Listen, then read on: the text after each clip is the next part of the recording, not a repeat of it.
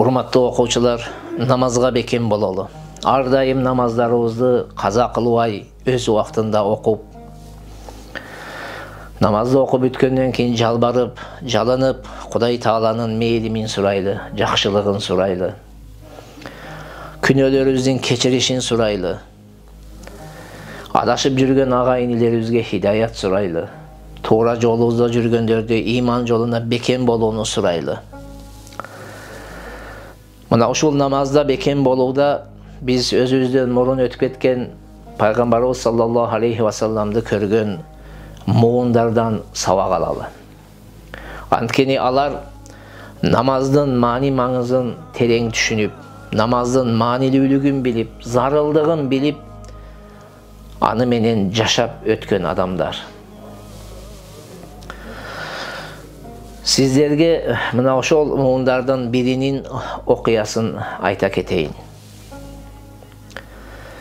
Мусулмандар менен перстердин ортосунда 641-642 жылдары каттуу согуш болот. Тустур согушу, муну Шустур деп коет.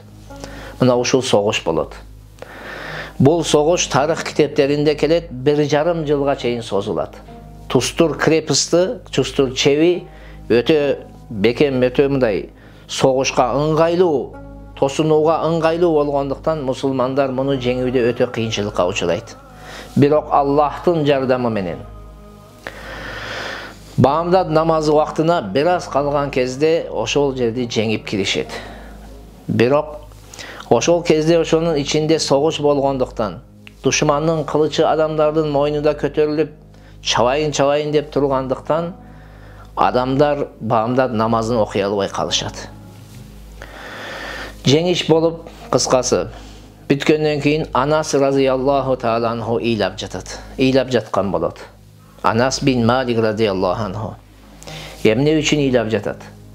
Эң улуу ибадаттардын улуу болгон жихад аткарылып жатса, душман менен душманды жеңип атса, эмне себептен ыйлап жатат?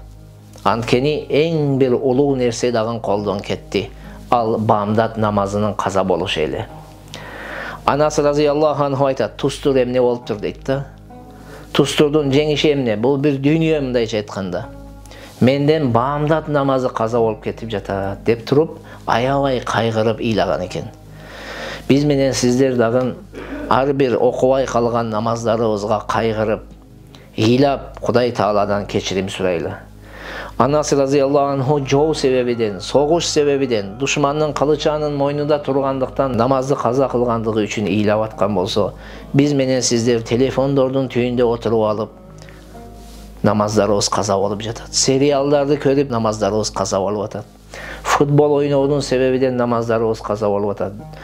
Жана башка бир амалдардын, дүйнөлүк амалдардын себебиден намаздарыбыз каза болуп атат. Ошон үчүн ар дайым урматтуу окуучулар намазга бекем бололу.